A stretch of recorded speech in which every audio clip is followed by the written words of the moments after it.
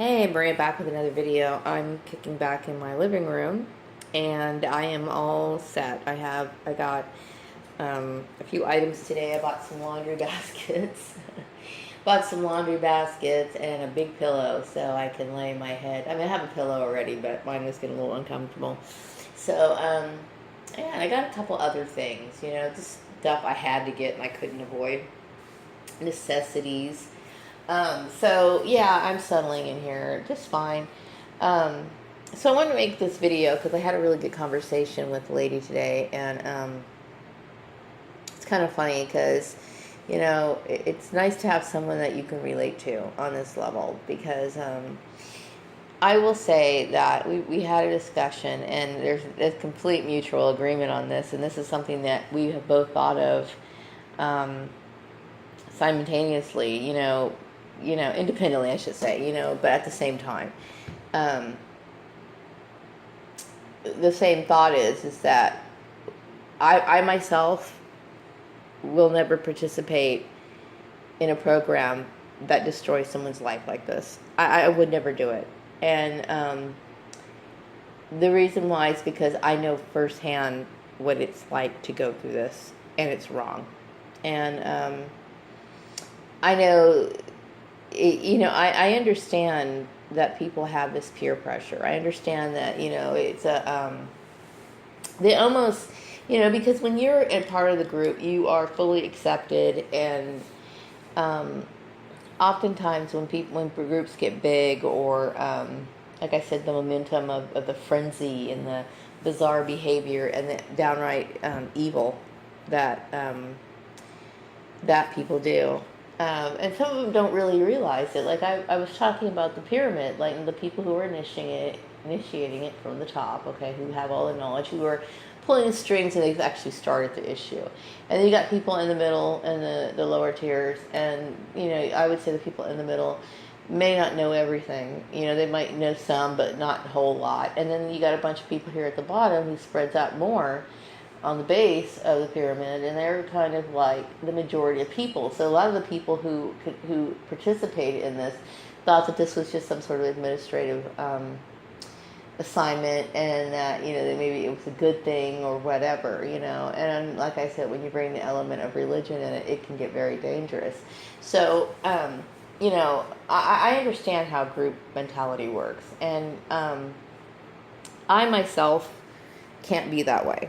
I'm the kind of person, there's something in me that will reject it, and I will say why. And it's not an act of defiance. It's not. It's, to me, to behave that way is lowering my standards.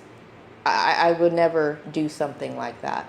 I will say that, and some of this is coming from, a lot of it's coming from people who claim to love God and who walk in the footsteps of Jesus, and they want to see this suffering. They want to see this, pain that a person has to go through while they're losing everything. And I mean, this program really does ruin every aspect of your life. It does.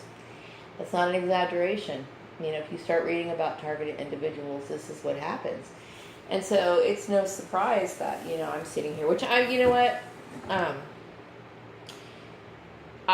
going to these job interviews and people are messing with me, and then I get all this run around and you get mobbed and whatever. And it is it's not okay, but we also talked about hatred, and I said that was a regular process. I mean, I went through the feelings of hatred for the perpetrators, the people who did this, and even the people who were just kind of participating in it, kind of going along with it. I mean, it's a natural.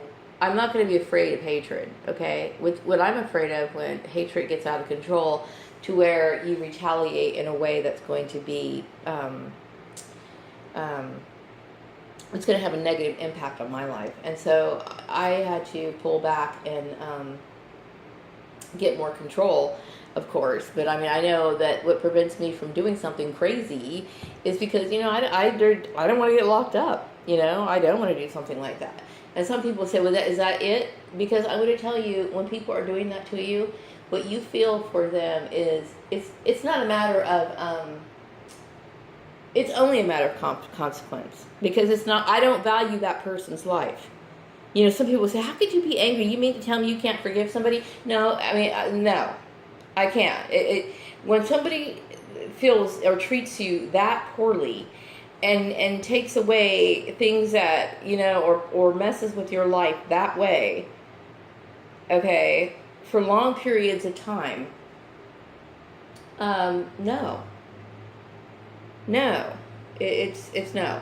It just, there's something. And so we were talking about the feeling of hatred, and I expressed my feelings on that, you know. And I remember she and I started talking a while ago, and from, you know, when the first time I talked to her, I probably spewed all my hate, my negativity on this issue, because I had a lot to say. I mean, I was pissed off. You know, I couldn't believe all this, and it was overwhelming, and it was fear. I was literally just fearful, because I understand what this shit does. It's like, you know. But I would say it goes through stages. So I don't really hate these people. I just know I don't want to encounter them. You know what I mean? I don't want to encounter them. And so that's the way for me to forgive, is to just move on. You know, some people choose to reconcile and, you know, continue to exist among each other. Yes and no. You know what I mean? Like, if they're in the grocery line next to me, you know, I would rather just not say anything. Don't talk to me. I mean, I'm not going to ask this person. It would be better if they move, you know what I mean? But if they're just like sitting there in a line, you know, I would rather them not like try to get my attention or say hi. Just ignore me, and I will ignore them. And that's how it is, okay? It has to be that way, because it's traumatizing. It is. It's traumatizing that somebody would fucking dangle your life like that. I mean, what the hell? And then try to turn it around like something's wrong with me. Now, I will say, you know, when I was younger, I was kind of a quirky person, okay? But, you know, a lot of it, I was responding to the abuse. Think about, you know, when I was first learned how to type, okay? I taught myself how to type, but I remember, like, you know, when you have your regular formal training, like, the teacher would be, you know, behind you, or if, okay, like when you're at work, okay, and you're typing, and then all of a sudden you're talking to somebody, or you guys are looking at a spreadsheet, okay, same thing, same difference. They start hovering over you, and then the next thing you know, you make a bunch of mistakes, you know, or you get nervous or something, you know. And I've been bullied in so many jobs, it's not even funny, okay? It's not even funny. When you think about, you know, how, you know, you have bills to pay, you've got a kid to take care of, and these people don't really seem to care, you know, or even take that into consideration. They just think it's fun. It's not fun. You know, you can put somebody in a completely different social or economic state, and that's not your choice, you know, or your right to do that. You know, you can push somebody into homelessness. Think about that with that behavior, and oftentimes you do. Put them in a very bad situation. I know I'm 46 years old, okay? My life could have turned out a heck of a lot better had this shit not happened. You know what I mean? Because I'll tell you what, when I first started over there at Organized Sports, I had my shit together. I mean, I was prepared to do everything. Then all of a sudden, these interrogations started. Why? Why is that necessary? Why does it have to be challenged? I wasn't doing anything that warranted that. But for some reason, you know, Lisa wanted to sit here and critique me on Excel. Why? You know, and I don't understand it. It's unnecessary, you know, and it's improper for the simple fact that in the workplace, there is a certain hierarchy that should be established. It doesn't matter, you know what I mean? If, you know, that was my first time working with subordinates. The problem is that there is no respect for that kind of logical order, because you're never supposed to have that set up. And a subordinate should not be critiquing a supervisor, like set up to do that. You know what I mean? And then I remember Karen like kind of laughing like, well, I don't want to set you up for failure. Why would you want to bring in somebody and even think something like that?